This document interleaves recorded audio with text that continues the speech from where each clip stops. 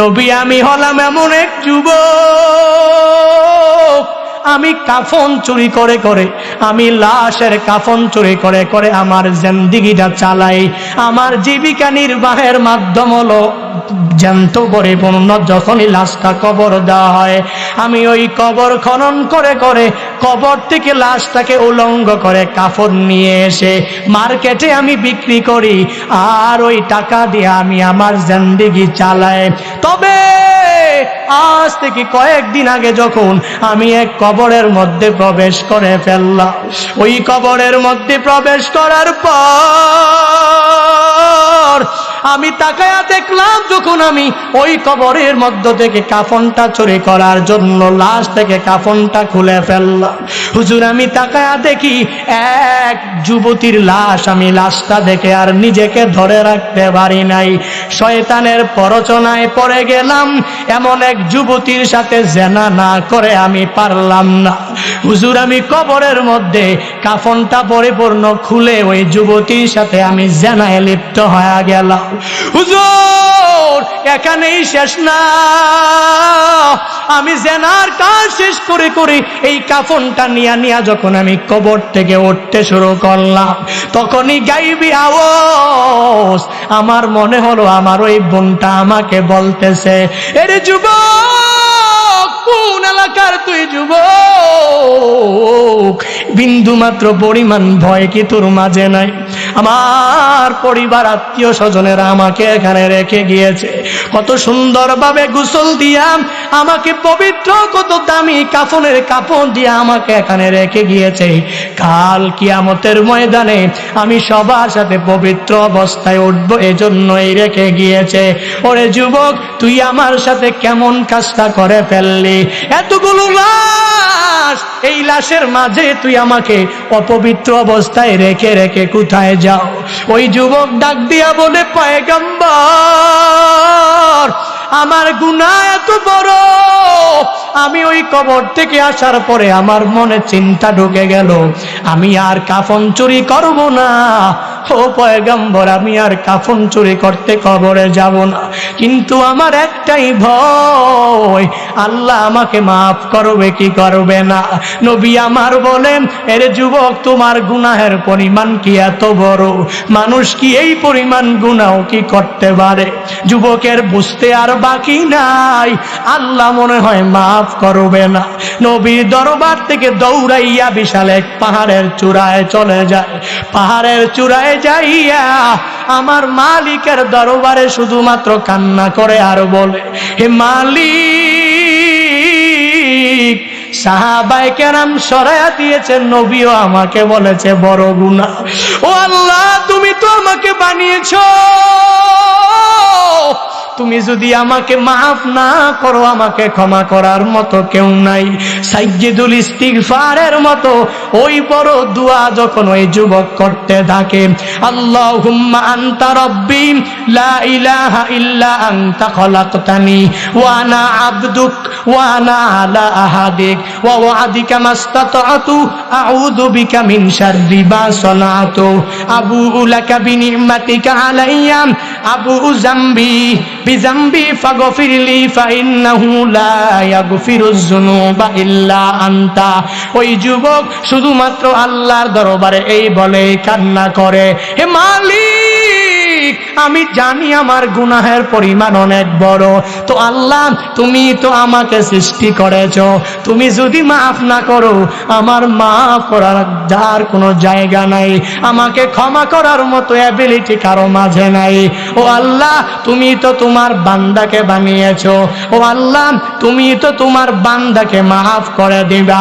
40 দিন ওই যুবক পাহাড়ে চূড়ায় দাঁড়ায় দাঁড়ায় কান্না করে। আল্লাহ দেখে কি দেখে না? আল্লাহ বলেন, ও জিবরাইল যা যা আমার নবীর কাছে গিয়া জানা দে, নবীকে দুইটা প্রশ্ন করবি, তিনবারের সময় ক্ষমার কথা জানা দিবে। জিবরাইলকে আল্লাহ তাআলা যখন আদেশ দিয়া দিল, জিবরাইল আমার নবীর কাছে এসে রহমাতুল লিল আলামিনকে এক নম্বরে প্রশ্ন করে, পয়গম্বর আপনি বলেন এ বিশাল আসমান আর জমিন কে বানিয়েছে? নবী আমার বলেন, আসমান আর জমিন আল্লাহ বানিয়েছেন। আবার প্রশ্ন করেন, ও পয়গম্বর আসমান আর জমিনের উপরে নিচে সব জায়গায় যারা আছে এদের প্রত্যেকের রাজ্জাক কে? এদের প্রত্যেকের রিজিক দাতা কে? এই কথা বলার পরে নবী জবাব দিলেন, আমি সহ যারা এই দুনিয়াতে আছে সবার রিজিকের ব্যবস্থা আল্লাহ করেন। জিবরাইল বলেন, নবী আমার, যে আল্লাহ আসমান বানাইলেন জমিন বানাইলেন, যে আল্লাহ আসমান আর জমিনের নিচে উপরে আর আসমানের নিচে থাকা সব মানুষের চতুষ্পদ সব জন্তুর রিজিকের ব্যবস্থা যে মালিক করতে পারেন, ওই মালিক কি তার ওই বান্দাকে মাফ করতে পারে না? আপনি আপনার সাহাবীকে ওই যুবকের কাছে পাঠাইয়া দেন, আর যুবককে আল্লাহর পক্ষ থেকে ক্ষমার সুসংবাদ দিয়া দেন। এই কথা বলে জিবরাইল চলে যায়। নবী আমার এক সাহাবীকে পাঠায়, ওই সাহাবীকে বলেন, ও সাহাবী যাও যাও মুখ পাহাড়ের উপরে এক যুবক তাকায়া দেখবা মালিকের দরবারে কান্না করে, শুধুমাত্র গুনাহ মুক্ত জিন্দেগি পাওয়ার জন্য কান্না করে। সাহাবী যুবককে পরিপূর্ণ ধরে যখন নবীর সামনে আনলেন, নবী আমার বলে, এরে যুবক তুমি আল্লাহর দরবারে এমন কান্না করে আল্লাহকে এমন রাজি তুমি করে ফেলেছো।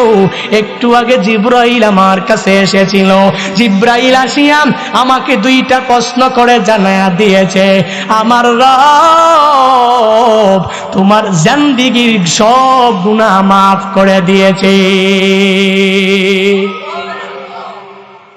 আল্লাহ পারে কি পারে না? বান্দা ওই যুবকের মতো গুনাহ তো আমি করি নাই, ওই যুবকের মতো এত বড় গুনাহ তো তুমি করো নাই। আল্লাহ যদি তাকে মাফ করতে পারে, আমাকে পারবে কি পারবে না? বলেন, আল্লাহ যদি তাকেও মাফ করে দিতে পারে, ওই আল্লাহ এখনো আছেন না নাই? এই জন্য বান্দা তাওবা করার কোনো বিকল্প নাই, সর্বাবস্থায় তাওবা করে নাও। আল্লাহর কাছে বারংবার মুনাজাতে বলো, হে মালিক আমি আমার জিন্দেগিতে এমন কোনো গুনাহ নাই করি নাই, ও আল্লাহ আমার এই গুনার খবর তো মা জানে না, আমার গুনার খবর বাবা জানে না, আমার গুনার খবর আত্মীয় স্বজনরা জানে না, তুমি তো সব জানো। ও আল্লাহ তুমি আমাকে মাফ করে দাও। আল্লাহ বলেন, ইল্লা মান তাবা ওয়া আমানা ওয়া আমিলা আমালান সালিহা ফাউলাইকা ইউবাদদিলুল্লাহু সাইয়্যাতিহিম হাসানাত ওয়া কানাল্লাহু গফুরার রহিমা। আল্লাহ বলেন, জিন্দেগিতে গুনাহ করেছো, যত নাফরমানি করেছো, ইল্লা মান তাবা যদি এসে তাওবা করতে পারো, ও আমানা পুনরায় ঈমান আনতে পারো, ও আমিলা আমালান সালিহান যদি আবার আমলে সালেহ চালু করতে পারো, আমি রব তোমার জন্য এত মায়াবান তোমার জন্য হয়ে যাব। আল্লাহ বলেন, রে গোলাম তুই এক নম্বরে তাওবা করলি, দুই নম্বরে ঈমান আনলি, তিন নম্বরে আবার আমলে সালেহ গুলো চালু করার কারণে তোর জিন্দেগীর সব গুনাহগুলো আমি আল্লাহ মাফ করে পরিসমাপ্তি ঘটাবো না। আমি আল্লাহ জিন্দেগীর গুনাহগুলোকে নেক দিয়া পরিবর্তন করে দিব। ইয়া ইলাহি তো মেরা গফফার है, या इलाही तो मेरा सत्तारो है, या इलाही तो मेरा माबूद है, या इलाही तो मेरा माशूक है, या इलाही तो मेरा हन्नान है, या इलाही तो मेरा मन्नान है। আল্লাহর কাছে তাওবা করে নাও। আর বান্দা ওলিয়ে কামেল হওয়ার জন্য আজকের এই মাহফিল থেকে পরিপূর্ণ শিক্ষা নিয়া বাড়িতে যাও। এক নাম্বার ঈমানটাকে মজবুত করে সর্বাবস্থায় চলবা। 2 নাম্বার বান্দা সর্বাবস্থায় নেক আমল চালু করে দিবা। 3 নাম্বার গুনাহ মুক্ত জিন্দেগিটা গঠন করার চেষ্টা করবা। যদি কেউ বলে গুনাহ করার জন্য গুনাহের দিকে ডাকে, তাকে বন্ধু মনে করবা না। যদিও মনে করো দুনিয়ার বন্ধু, সে আসল বন্ধু না, বরং যে তোমাকে নামাজে ডাকবে তাকে বন্ধু বানাবা। যে তোমাকে রোজা রাখার জন্য আদেশ দিবে তাকেই বন্ধু বানাবা। যেই লোকটা 5 ওয়াক্ত নামাজ পড়ে তাকেই ধরে ধরে বন্ধু বানাবা। যেই লোকটা রোজা রাখে 30টা তাকেই তো বন্ধু বানাবা। যেই লোকটা মিথ্যা বলে না তাকেই তুমি তোমার বন্ধু বানাইবা। যেই লোকটা চুগলখড়ি করে না তাকেই তুমি তোমার বন্ধু বানাইবা। যেই লোকটা গীবত করে না তাকেই তুমি তোমার বন্ধু বানাইবা। যেই লোকটা শিকায়াত করে না তাকেই তুমি তোমার বন্ধু বানাইবা। এক কথায় তুমি ওই লোকটাকে বন্ধু বানাও যেই লোকটা জিন্দেগিতে কোনো গুনাহের ধারে কাছেও যায় নাই। আর ওই লোকটাকে ধরে ধরে তার সুহবত নিয়ে যদি তুমি চলতে পারো, ভালোর সাথে থাকলে খায় ভালোর পান, খারাপের সাথে যদি থাকো কাটবে তোমার 2 কান। ভালো তোমাকে ধরে ধরে নিয়ে নামাজের মুসল্লায় দাঁড় করায়া দিবে, আর ওই খারাপ লোকটা তোমাকে নামাজে আনবে তো দূরের কথা, তোমাকে নামাজ থেকে নিয়ে চা দোকানের আড্ডায় বসায়া দিবে, ঠিক কিনা? এজন্য ভালোর সাথে থাকবো, ভালো মানুষের সোহবত নিয়ে চলার চেষ্টা করবো, পারবো তো ইনশাআল্লাহ। আল্লাহ তাআলা আমাদের প্রত্যেককে, বক্তা শ্রোতা সবাইকে তৌফিক দান করুন। আর জোরে পড়েন। রাগ করেছেন? কষ্ট পেয়েছেন? আপনি কি ওই যুবকের মতো এত বড় গুনাহ করেছেন? আমার মনে হয় না। এত বড় গুনাহ করার পরেও যদি আল্লাহ মাফ করে দিতে পারে, কোনো কিসসা নিজে বানায়া বানায়া বলি নাই। তামবিহুল গাফিলিন একটা কিতাব আছে, ফকিহ আবুল্লাহ সমরকন্দি রাহিমাহুল্লাহু তাআলা এই তামবিহুল গাফিলিন লিখেছেন। এই তামবিহুল গাফিলিনের মধ্যেই এই ঘটনার সুন্দরভাবে উল্লেখ রয়েছে। বিশাল তাওবাকারীদের জন্য, গুনাহ কর্মেওয়ালা বান্দার জন্য বিশাল এক প্রতিদান হিসাবে এই ঘটনা। যদি শিক্ষা নিয়ে বাড়িতে যেতে পারি তো আমি মাওলার কাছে ফিরে যেতে পারবো। আমার কত বড় গুনাহ, তো আমার গুনার কাছে আল্লাহর রহমত অনেক অনেক বড়, রহমতের কাছে গুনাহটা অনেক ছোট, ঠিক কিনা? এজন্য আল্লাহর কাছে তাওবা করি।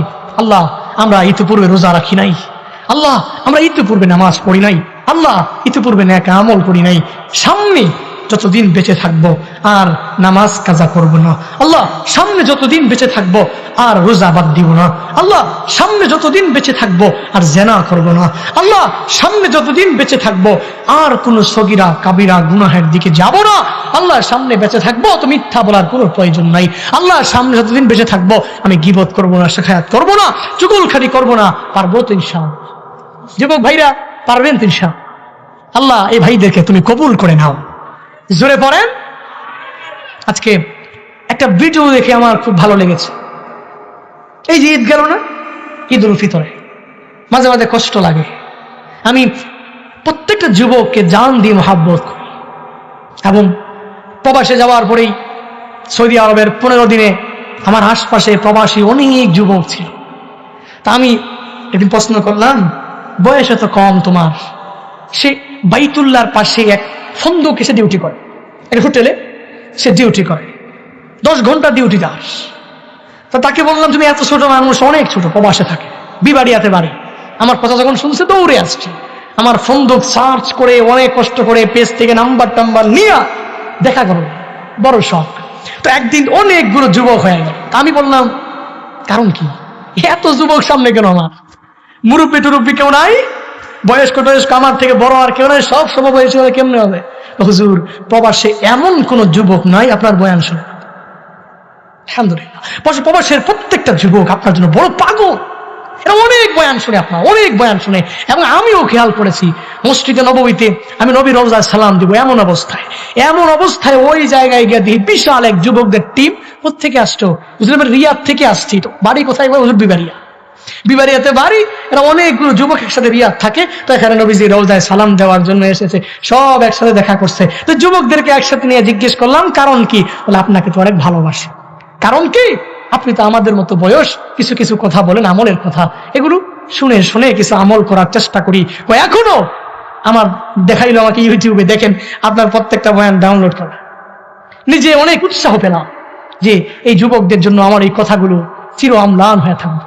আমি থাকবো না আমার এই আমলের কথা যুবক শুনে শুনে আমল, আমি থাকবো না আমার এই বয়সী এক যুবকের কথা শুনে আরেকটা যুবক বয়সী সে পরিপূর্ণ নামাজের দিকে যাওয়ার জন্য উদ্বুদ্ধ হবে, নিজের মধ্যে উৎসাহ উদ্দীপনা সৃষ্টি হবে। হায় হায়, এর থেকে বড় কামালিয়াত আর কি আছে? এজন্য তো বলি, আজকে বিষয়টা দেখে খুব খারাপ লাগলো। আমাদের এলাকায়ও এরকম অনেক ঘটনা ঘটে। ঈদের দিনে অনেকে ওই যে পিক আপ নিয়ে আর 2-3টা ডেক্সেট বক্স টক্স নিয়ে যত ডিজে গান বাজায় আর সে ঈদ উদযাপন আছে না নাই? কিন্তু ভালো লাগার বিষয় হলো ভিডিওটা দেখার পরে খুব ভালো লাগছে আমার। যুবক মানুষ, মুসলমানদের যুবক, এলাকার ধর্মপ্রাণ কিছু মুসলমান থাকে না, যাদের ইসলামের প্রতি যাদের নিবেদিত প্রাণ, ইসলামকে মহব্বত করে, দেখলাম যে কয়েকজন ধৈরা বাঁশ নিয়ে এমন পিটা, নাম পিক আপ থেকে নাম, দেখেন অনেকে সোশ্যাল মিডিয়ায় ভিডিওটা দেখেছে, খুব ভালো লেগেছে আমার। সাবধান, শুধু ঈদ না, আপনার যে কোনো অনুষ্ঠানে আপনি কেন গান বাদ্য কিংবা কেন আপনি এই 2-3টা এই ডেক্স ম্যাক্স নিয়ে বাজাতে হবে কেন? এত বেশি মন চায় তাহলে টিউনের গান অভাব নাই, বাজান। এত বাজাইতে মন চায়, ইসলামের সঙ্গীত অভাব নাই, বাজান। আপনি পয়সা পয়সা বাজান, শুনেন। কিন্তু কেন KGF এর গান বাজাতে হবে? কেন আপনার বিভিন্ন অশ্লীল গানগুলো শুনতে হবে কেন? আপনি কি মনে করেছেন আপনি এভাবেই ভেসে ভেসে চলে আসছেন এখানে? না, আপনার ব্যাকগ্রাউন্ডে আপনার বাবা একজন মুসলমান ছিল, ব্যাকগ্রাউন্ডে মা মুসলমান, ব্যাকগ্রাউন্ডে ইসলাম আছে, ব্যাকগ্রাউন্ডে কোরআন আছে, কিতাব আছে, হাদিস আছে। এই জন্য যেটা মন চায় এটা হিন্দুরা করে, খ্রিস্টানরা করে, বৌদ্ধরা করে, এদের যা মন চায় তাই করে। তো আমি তো মুসলমান, আমি কেন করবো? এরা যা মন চায় তাই করবে, তো আমিও যদি যা মন চাই তাই করি, তো এদের মধ্যে আর আমার মাঝে কোনো পার্থক্য রইল? কথা বলেন না কেন? না, আমি তো যুবক, আমি কি ইয়া শাবাব আল মুসলিম, আমি একজন মুসলমানের যুবক। আমার মতো ছিল আবু বকর, আমার মতো ছিল ওমর, আমার মতো ছিল মুআজ, মাস, এরা ছিল। আমি এদের মতো হব, এদেরকে আমার অনুকরণীয় আদর্শ বানাবো, সাহাবায়ে কেরামকে আমি নিজের ফলোয়ার বানাবো, তাদের ফলোয়ার আমি হয়ে থাকবো, এদেরকে পরিপূর্ণ তাবে বানাবো। এজন্য আল্লাহ তাআলা আমাদের প্রত্যেককে বুঝার মানার তৌফিক দান করুন। কোনো সময় বিয়ে টিয়ে যা হবে, অনুষ্ঠান যা হবে, ডেক্সের বাজানো যাবে। বিয়ের প্রথম দিনে যদি আপনি ডেক্স ডুক্স বাজায়া, ডিজে গান বাজায়া, এখন তো আবার হালাল ডিজে গান বের হয়েছে। হালাল ডিজে গান কোনটা? ও মুর্শিদ, হ্যাঁ আছে না, কি যেন একটা আছে না, এটা পুরো হালাল ডিজে গান বলে। এটা আল্লাহ মাফ করুন, সকলে পড়িয়া আমি কিছুই বাজানো যাবে। আপনি যা বাজান, বেশি ভালো না লাগলে ইসলামী সঙ্গীত বাজান। নিজের বিয়ের আর দাম্পত্য জীবনটা সুখময় করতে চান? তা আমি তো বলি আপনি অন্য কিছু করা লাগবে না, শুধুমাত্র সুন্নাহ অনুযায়ী বিবাহটা করেন যুবক ভাইরা, আর কিচ্ছু লাগবে না। আমি তো এক অবিবাহিত পারসন, তো যখন আমি বিবাহ করবো ইনশাআল্লাহ নিয়ত করেছি সুন্নাহ অনুযায়ী প্রত্যেকটা কাজ করব। দেখেন আমার সামনে এই যে মাহবুব ভিডিও করে, এত ভালো মানুষ, আমাকে বলেছে, ওয়াদা দিয়েছে যে হুজুর আমি বিবাহ করব, একদম বিলকুল পুরা যা আছে সব সুন্নাহ। ওই দিন আমাকে বলতেছে সুন্নতি কোনো ড্রেস আছে কিনা আমাকে বল। এভাবে প্রত্যেকটা মুসলমানের যুবক যখন বিবাহ করবে তো তার দাম্পত্য জীবন সুখময় হবে। আর ওই ঘর থেকে যখনই একটা ছেলে আসবে, মেয়ে আসবে, তো ওটা মিজানুর রহমান আজহারির মতো হবে, ওটা হাফিজুর রহমান সিদ্দিকীর মতো হবে, ওইটা আশরাফ আলী থানভীর মতো হবে, ওটা বড় বড় স্কলারদের মতো হবে। যদি তুমি এইরকম না করে শুরুতেই যদি ঝামেলা দিয়ে শুরু করো তো লা ফায়দা ফিহি, ওই ঘর থেকে সালমান শাহ আসবে, ওই বেয়াদব দিঘি কি যেন একটা আছে না, ওইটার মতো আসবে, বেয়াদব সানি লিওনের মতো আসবে, বেয়াদব পরিমণির মতো আসবে, ঠিক কিনা? সাবধান, সাবধান প্রিয় ভাইরা। আল্লাহ আমাদের প্রত্যেককে মাফ করেন, আল্লাহ আমাদের প্রত্যেককে জবান হেফাজত করার তৌফিক দান করেন, আল্লাহ প্রত্যেককে জীবনে একবার হলেও মক্কা মদিনা যাওয়ার তৌফিক দান করেন, যারা গিয়েছেন বারংবার বারংবার যাওয়ার তৌফিক দান। আমরা যারা খুব করে বারংবার নিয়ত করেছি, আল্লাহ আপনি কবুল করেন। সবাই বলেন না আমিন, বলেন না। যদি কবুল হয়ে যেত হয়ে গেল আলহামদুলিল্লাহ। আল্লাহ জীবনে একবার হলেও দিদার যদি নসিব না হয়, মদিনায় নবী রওজার সামনে গিয়া সালাত সালাম পৌঁছানোর তৌফিক প্রত্যেকটা বাংলাদেশি, গরিব থেকে নিয়ে ধনী প্রত্যেকটা মুসলমানকে তুমি তৌফিক দিও। বাইতুল্লাহ মাতাফে দাঁড়িয়ে রবের দিকে তাকিয়ে এই দোয়াই করেছিলাম, আল্লাহ বাংলাদেশের মানুষ এই বাইতুল্লাহর জন্য অনেক পাগল। হায় হায়, কি এক জাদু এখানে মিশে আছে, কি এক রওজা, এই রওজায় কি জাদু মিশে আছে। হায় হায়, মানুষ পাগল হয়ে যায়। এখন তো করোনা, হাজরে আসওয়াদে চুমু দেওয়া যায় না। ভিডিও ক্লিপ গুলো দেখলে মাঝে মাঝে চোখের অজান্তেই পানি ঝরে, যে আমিও তো এক হাজি, আমিও তো এই হাজরে আসওয়াদে নিজের ঠোঁটে চুমু দিতে পারিনি। হায় হায়, আমার ভাগ্যে হয়নি, কারণ করোনার কারণে তো বিশাল এক ডিস্টেন্স, অনেক দূর থেকে বিসমিল্লাহি আল্লাহু আকবার, জাস্ট এতটুকুই আমরা দোয়া করি। আল্লাহ, করোনা যা কিছু আছে মহামারী, তাদের অন্তরে যা কিছু ঢুকছে, এই অন্তর থেকে সব কিছু পরিষ্কার আপনি করে দেন। পড়ে না আমিন। বাইতুল্লাহ, এখানে করোনা আসবে কোথেকে? হায় হায়, না কোশ্চেন কারো এখানে আসবে না, কারণ এটা ঘর কার? এই ঘর এখন যেখানে যে যাবে ওখানে নিরাপদ অবস্থায় থাকবে, অসুস্থ হবে তো দূরের কথা, ঠিক কিনা? বুড়া মানুষ হাঁটতে পারে না, এহরাম পড়তে পারে না, আরেকজনে পড়ায় দিচ্ছে। বাংলাদেশ থেকে তো এহরাম পড়া লাগে, এয়ারপোর্ট থেকে এহরাম পড়া। মাইন্ড করতেছেন আপনারা? রাগ করতেছেন? আমি আবেগ ধরে রাখতে পারি না, আসলে কি করবো, শুধু ভাসে চোখে আমার, কি এক জায়গায় গেলাম রে। হায় হায়, বুড়া মানুষ হাঁটতে পারে না, এহরাম পড়াই দিছে আরেকজনে, এহরাম পরে উঠছে বিমানে। বিমানে হায় হায়, অসুস্থ অসুস্থ একজন লোক, কে সে? ওই যে লোক এত অসুস্থ, বিমান পুরো চিন্তিত যে এই লোকটা যদি মারা যায়। কয়েকবার মাইক দিয়ে এলাম হয়েছে যে এই লোককে, এই লোককে, এই লোকের কেফেলায় কে আছেন না আছেন, উনি খুব অসুস্থ, মনে হয় মারা যাবে। হায় হায়, কি এক হালাত। এই অসুস্থ লোকটা বিমান থেকে নামার পরে জেদ্দাতে গেছে, জেদ্দা থেকে নামার পরে বাসে উঠছে, বাসে উঠে বাক্কায় গিয়েছে। হায় হায়, আমি দেখলাম এই লোক যুবকের মতো তাওয়াফ করছে। এটাই খেলা, এটা বাইতুল্লাহ, এটা মক্কা, এটা পবিত্র শহর। যে যাবে ওখানে অনেক অসুস্থতা নিয়ে যাবে, সুস্থ বানিয়ে দিবেন কে? আমি আমার পার্সোনাল একটা বলি, আমার ব্যক্তিগত একটা কথা, আমি বিভিন্ন বাড়িতে খানা খাওয়ার কারণে গ্যাস্ট্রিকের প্রবলেম করে, স্বাভাবিকভাবেই খানা না খাইলে মানুষ রাগ করে। এই যুবক ঘড়ি দেখতেছে, অনেক রাত হয়ে গেছে যুবক না, ঘড়ি দেখতেছে, মনে হয় আল্লাহ রাত হয় নাই, কিসের রাত, কত রাত গেছে, এমনি গাইটা গেছে, ঠিক কিনা? ও আচ্ছা, ফজরের দিকে খেয়াল রাখতাম। ইনশাআল্লাহ সবাই ফজর পড়বে তো, ইনশাআল্লাহ পড়বেন তো ইনশাআল্লাহ। আচ্ছা, আমি সব ওয়াদা করে দিব, শেষ করে দিই এই ঘটনা বলে। আমার ব্যক্তিগত একটা ঘটনা, সেটা হলো আমি গ্যাস্ট্রিকের ওষুধ প্যান্টোনিক্স একটা পাতা, এটা আমার কাছে সবসময় থাকেই, সবসময় থাকে, প্রতিদিন একটা দুইটা খাওয়াই লাগে প্রোগ্রামের সময়। 1 তারিখ 1 এপ্রিল ছিল আমার লাস্ট প্রোগ্রাম, মানে পরের দিন রমজান, ওটাই ছিল আমার লাস্ট প্রোগ্রাম বাংলাদেশের। কি হলো, আমি 1 তারিখেও গ্যাস্ট্রিকের ওষুধ 2টা খাইলাম একদিন, কিন্তু মালিকের কুদরতের কি কারিশমা, আল্লাহু আকবার। আমি প্যান্টোনিক্সের 2টা পাতা নিলাম, আমার লাগে না, আমার লাগবে, ওখানে গেলে এগুলো পাইতে খুব দুষ্কর, পাওয়া যায় না। আমি এই প্যান্টোনিক্সের পাতা নিয়ে 15 দিন পর্যন্ত মক্কা মদিনায় থাকলাম। গ্যাস্ট্রিক কি, গ্যাস্ট্রিকের ঔষধ কি, ওটা আমি ভুলে গিয়েছি। এই জিনিসটা খুব অন্তর নাড়া দিয়েছে আমার। হায় হায়, কেমন জায়গা, কেমন জায়গা এটা। যদি বলেন যে হুজুর না ওরা তো খুব ফ্রেশ খাবার খায়, এজন্য হয়তো না। আমার সাথে কয়েকজন, ওনাদের আগেও যেরকম ছিল এখনো প্রায় একটু একটু গ্যাস্ট্রিক আছে, সে মাঝে মাঝে খাইতো 2-3 দিন পর একটা একটা। কিন্তু আল্লাহর কি কুদরতের কারিশমা, এই বান্দা 15 দিন যে ডেলি একটা করে খায়, 15 দিন গ্যাস্ট্রিক কি সে ভুলেই গেছে। এটাই রবের খেলা, এটা মক্কা।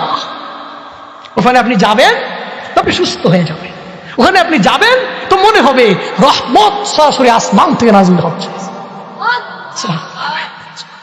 আলহামদুলিল্লাহি রাব্বিল আলামিন, والصلاة والسلام على سيد المرسلين وعلى آله وأصحابه أجمعين يا أرحم الراحمين يا أرحم الراحمين ইয়া আরহামার রাহিমিন।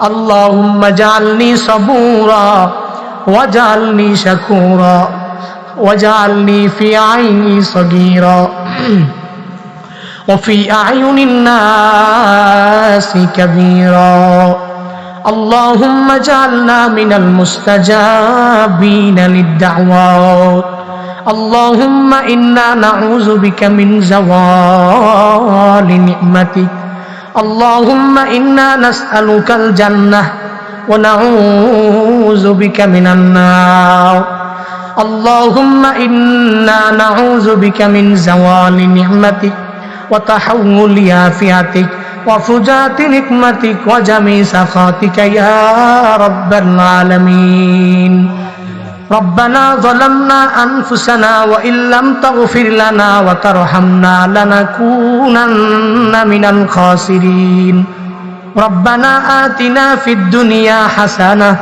وفي الآخرة حسنة وقنا عذاب النار ربنا لا تؤاخذنا إن نسينا أو أخطأنا ربنا ولا تحمل علينا إصرا كما حملته على الذين من قبلنا ربنا ولا تحملنا ما لا طاقة لنا به واعف عنا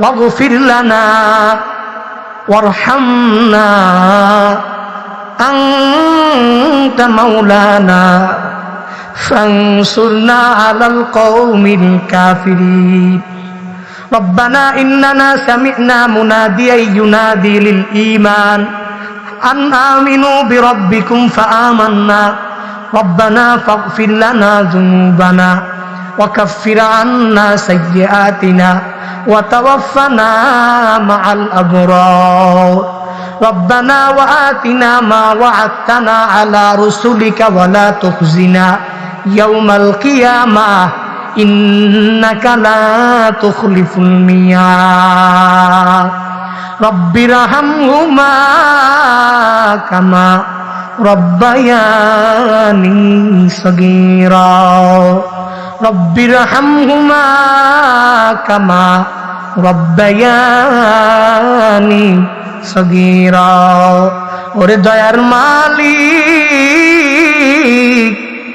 কুদরতের নজর দিয়া তাকায়া দেখেন রে আল্লাহ হায় আল্লাহ এই ময়দানে প্রতি রাত গভীর রাতে উমর দৌড়ে যায় বিভিন্ন এলাকায় মরুভূমি দিয়া ঘুরে আমার সমাজের লোকেরা আমার এলাকার লোকেরা আমার অধীনস্থরা কি হালাতে আছে হালত জানার জন্য ওমরে ফারুক দৌড়ে যায় সাথে তার সফর সঙ্গীও আছে দুইজনে একদিন গভীর রাতে যায় আর তাকাইয়া দেখে অনেক দূরে একটা বসতির মধ্যে মিট করে বাতি জ্বলে ওমরে ফারুকে আজম তাকায়া দেখে এক আল্লাহর বান্দি মহিলা ওই ঘরের মধ্যে একবার ঢুকে আবার বসতি থেকে বের হয়ে যায় একবার প্রবেশ করে আবার ঘরটা থেকে বের হয়ে যায় আবার তাকায়া দেখে ওই মহিলাটা এক জায়গায় চুলার মধ্যে পাতিল বসায় রেখেছে কোনো খাবার গরম করে না পানিগুলো ওই পাতিলের মধ্যে ঢালিয়া পানি গরম করে ওমরে ফারুক যায় বলে হে আমার বোন তোমার এই কার্যকলাপ কতক্ষণ পর্যন্ত আমি তাকাইয়া দেখলাম একবার তুমি ঘরের মধ্যে যাও আবার তুমি ঘর থেকে বের হয়ে যাও বুঝলাম না ওই মহিলাটা চোখের পানি ফালায়া উমরে ফারুককে জানায়া দেয় এ উমর তুমি তো জানো না আমরা গরিব আমরা বড় অসহায় এই ঘরের মধ্যে আমার বাচ্চারা খানার অভাবে পেটের ক্ষুধা যন্ত্রণা সহ্য করতে পারে না এই ছোট্ট বাচ্চাদের পেটে খানা নাই এই ছোট ছোট বাচ্চাদের পেটের মধ্যে আমি খাবার দিতে পারি না, এজন্য এই জায়গার মধ্যে আমি পাতিল বসাইয়া পানি গরম করি, যাতে করে আমার এই সন্তানগুলো এই পাতিলটা দেখিয়া বুঝতে পারে আমার মা আমার জন্য খানা বসাইছে, একটু পরে খানা পেয়ে যাব। তারা আর কান্না করবে না, কান্না করিয়া করিয়া ঘুমে বিভোর হয়ে যাবে। ওমরে ফারুককে এই কথা বলার পর ওমরে ফারুকের চোখ দিয়া বেয়ে বেয়ে টপ টপ করে পানি পড়ে। খাদেমের ডাক দেয়, খাদেম, আমার জামানার মধ্যে এত গরিব এই মহিলার জন্য কাল কিয়ামতের ময়দানে আমি কি জবাব দিব? আয় আয়। খাদেমটারে নিয়া নিয়া নিয়া নিয়া রওনা হয়ে যায় বাইতুল মালে যাইয়া, কোষাগারে যাইয়া ওমরে ফারুক ওই মহিলার জন্য জীবন চলার জন্য সব খানাগুলো নিয়ে নিলেন, বস্তার মধ্যে ভরিয়া বস্তাটা বাঁধিয়া এবার খাদেমের জানায়া দেয়, এ খাদেম দাও দাও এই বস্তাটা আমার কাঁধের মধ্যে তুলিয়া দাও। খাদেম ডেকে বলে, এ মনিব, হে আল্লাহর নবীর সাহাবী, আপনি বড় দামি, দুনিয়াতে জান্নাতের সার্টিফিকেট পেয়ে গেলেন, আপনি বস্তা কাঁধে নিয়ে নিয়ে যাবেন, আমি আপনার সামনে যাব, আর আপনার পাশে আমি কাঁধে কিছু নিব না, এটা হবে না হবে না হবে না, এই বস্তাটা আপনি আমার কাঁধের মধ্যে উঠায় দেন, আমি নিয়ে যাব।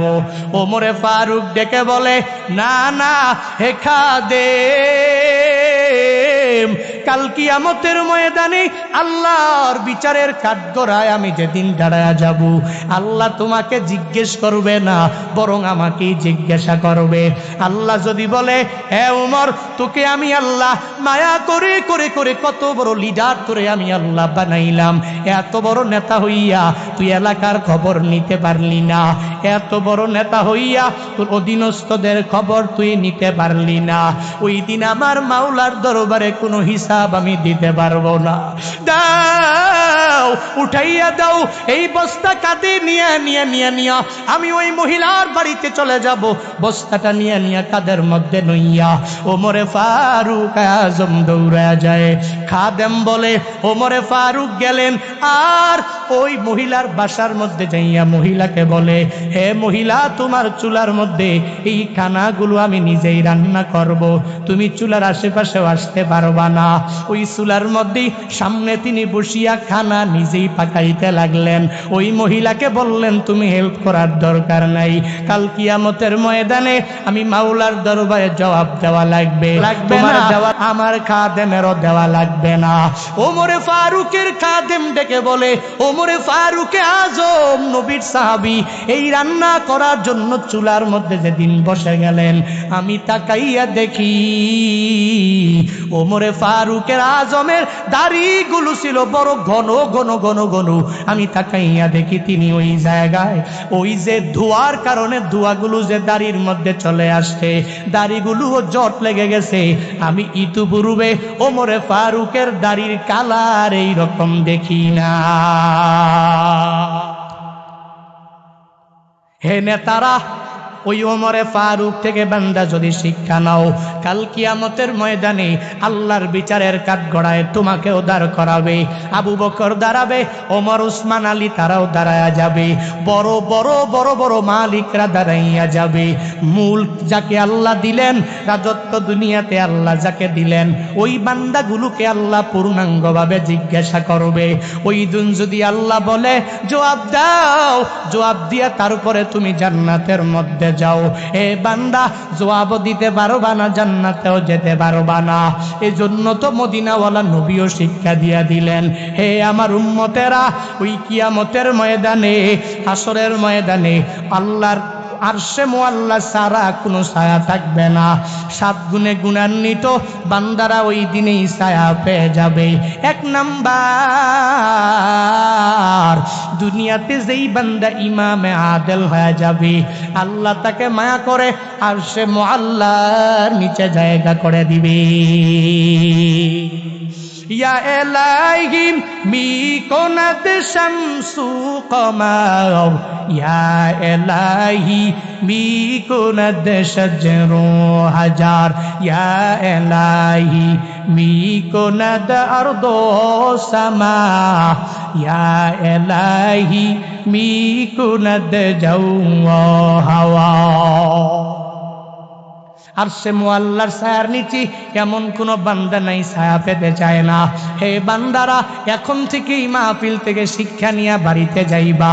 যতদিন দুনিয়ায় বাঁচবেন ইমামে আদেল হয়ে যাবেন। আল্লাহ নেতা বানাইলেন, অধীনস্থ যারা এদের বেলা ইনসাফ করবেন, ইনসাফের বাহিরে যাবেন না। আদালতের লাইনেই থাকবেন। আদালতের এক পরিমাণও পিছাইয়া যাওয়া যাবে না। আদালতের এক সুতু পরিমাণ বাহিরেও যাওয়া যাবে না। মদিনাওয়ালা নবীর আদর্শ অনুযায়ী আদর্শবান কেমনে হবেন? ওই নবী কি পরিমাণ ইমামে আদেল জানেননি? ওই নবী কেমন ইমামে আদেল? এক আল্লাহর বান্দি চুরি করে ফেললো। চুরি করার পরে এই মহিলার বিচার মদিনাওয়ালা নবীর দরবারে হয়ে যাবে। এবার ওই চুরি করনে বলি মহিলার বংশধরের লোক দৌড়াইয়া নবীর কাছে সুপারিশ করতে যায় নাই। নবীর নাতি ওসামা বিন জায়েদের কাছে দৌড়া যায়। নবীর পালক পুত্র জায়েদ বিন হারেসা, তার ছেলে নবীর নাতি ওসামা বিন জায়েদের কাছে যায়। আর যায় বলে, হে ওসামা, নবীর কাছে তুমি দৌড়া যাও, আর নবীর কাছে গিয়া জানাইয়া দাও একটু পরে এক আল্লাহর বান্দির বিচার নবী করবে।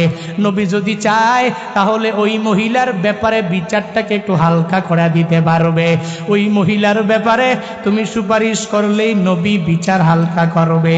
ওসামা বুঝতে পারে নাই, নাতি হইয়া দাদার কাছে গেলে দাদার আবদারটা মানে কি মানে না?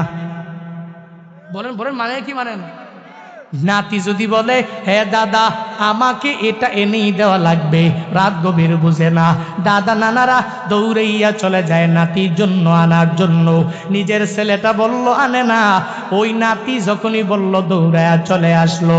নাতির প্রতি দাদা নানাদের যেই পরিমাণ টান, ওই লোকেরাও বুঝতে পারলো ওসামার মাধ্যমে যদি নবীর দরবারে খবর পৌঁছায়া দেই তাহলে নবী তার নাতিকে ফিরাইয়া দিবে না। ওসামাকে যাইয়া বলে, ওসামা তুমি নবীর দরবারে যায় সুপারিশ করো। কোন দিকেই ওসামা যখন তাকায় নাই, মদিনাওয়ালা নবীর দরবারে হাজির হয়ে যায়। যাইয়া বলে, দাদা একটু পর এক আল্লাহর বান্দি চুরি করনে বলি মহিলার বিচার আপনার করা লাগবে। হে দাদা, ওই মহিলার বিচার যখন আপনি করবেন একটু হালকা করে দিবেন, বিচারটাকে একটু হালকা করে দিলে ভালো হবে। মদিনাওয়ালা নবীর সামনে চুরি করনে বলি মহিলার ব্যাপারে যখন নাতি জানা দেয়, নবী তো তখন খুশি না, নবী অনেক বড় রাগান্বিত হয়ে গেলেন। রহমাতুল্লিল আলামিন বলেন, হে উসামা, তুমি কি জানো না আল্লাহ দুনিয়াতে আমারে কেন পাঠাইলেন? তোমার কি জানা নাই এই দুনিয়াতে মানুষের মধ্যে আদালত নাই? আমি নবী দুনিয়াতে আদালত কায়েম করব। এই দুনিয়াতে ইনসাফ নাই, আমি নবী দুনিয়াতে ইনসাফ কায়েম করব। হে উসামা, আইয়ামুল জাহিলিয়ার মধ্যে আল্লাহ আমারে পাঠাইলেন। এই মানুষগুলো বড় বর্বর, এই মানুষগুলো বড় অজ্ঞ, এই মানুষগুলো কিছু বুঝে না। ছেলে হইলে এরা মনে করে এই ছেলেটা আমার ভাগ্যটাকে আগাইয়া নিয়ে যাবে, তখন ছেলেটারে মা কইরা কইরা বড় কইরা দেয়। আর মেয়ের বেলায় এরা মেয়ে হইতে দেরি মেয়েটারে নিয়ে কবরস্থ করিয়া দেয়, ওই মেয়েটারে জীবন্ত মাটির মধ্যে পুঁতে ফেলে দেয়। হে উসামা, এই বর্বরতার যুগ, এই যুগের মধ্যে ইনসাফ কায়েম করার জন্য আল্লাহ আমাকে পাঠালেন। আমি চুরি করনে ওলি মহিলার ব্যাপারে এক সেকেন্ড এক বিন্দু মাত্র পরিমাণে দিক সেদিক করতে পারবো না। মদিনাওয়ালা নবী একথা বলে, নবীর চেহারা মুবারক তো বান্দা বড়ই সুন্দর। ওই সুন্দর চেহারা মুবারক নবী যখন ক্রোধান্বিত রাগান্বিত হয়ে যেতেন, নবীর চেহারা মুবারক অগ্নিশর্মায় লাল হয়ে যেত। মদিনাওয়ালা নবীর চেহারা মুবারক যখন অগ্নিশর্মার কারণে রাগের কারণে লাল হয়ে গেল, তখনই ওই উসামাও বুঝতে পারে মদিনাওয়ালা নবী আমার উপরে রাগ করে ফেললেন, আমার দাদা আমার উপরে রাগান্বিত হয়ে গেলেন। দাদার কাছে বলে, ও দাদা, আমি বুঝতে পারি না, এজন্য সুপারিশ করতে আসলাম। ওই রবের কাছে দোয়া কইরা দেন আমি জীবনেও কোন অন্যায় কাজ করনেওয়ালা পুরুষ অথবা অন্যায় কাজ করনেওয়ালি মহিলা কারো ব্যাপারেই সুপারিশ করার জন্য আমি আসব না। ও দাদা, আল্লাহর কাছেও আমার ব্যাপারে একটু ক্ষমা প্রার্থনা করেন। মদিনাওয়ালা নবী বলে, হে উসামা, যাও যাও, আমি নবীর কাছে আর বলা লাগবে না। মদিনাওয়ালা নবী রাতের বেলা সাহাবায়ে কেরাম নিয়ে সামনে বসে গেলেন। নবী এদেরকে নিয়ে বয়ান করে, হে সাহাবায়ে কেরামরা, আল্লাহ তোমাদের এক একজনকে অনেক দামি বানায়া দিবে, বড় লিডার বানায়া দিবে, তোমাদেরকে অনেক বড় বড় নেতা বানায়া দিবে। হে আমার সাহাবায়ে কেরাম, দুনিয়াতে কত বড় বড় বড় বড় নেতা তোমরা হয়ে যাবা, তবে আমি নবী তোমাদেরকে নসিহত করে যাই, তোমরা যখনই বিচার করবা নিজেকে আদেল করে করে করে আদালত কায়েম করবা। দুনিয়াতে তোমরা ইনসাফ কায়েম করা লাগবে। যদি ইনসাফের দাঁত থেকে এক বিন্দু মাত্র পরিমাণে দিক সেদিক করে নাও, তাহলে তোমাদের আগের সম্প্রদায় অনেকগুলো যারা ছিল তাদের ধন দৌলতের অভাব নাই, তাদের পাওয়ার ক্ষমতারও কোনো অভাব ছিল না। আল্লাহ ওই সম্প্রদায়কে পূর্ণাঙ্গভাবে ধ্বংস করে দিয়েছেন গো সাহাবায়ে কেরাম। তোমরাও যদি এমন করো, তোমাদের সম্প্রদায়টাকেও ধ্বংস করে দেওয়া হবে।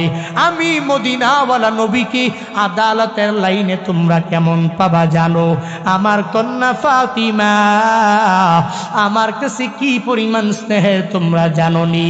ওই নবী ফাতিমার ব্যাপারে জানায়া দিলেন এক হাদিসে, ফাতিমা তো বিজআতুম মিন্নি, ফাতিমা আমার দেহের ওই একটা অংশ।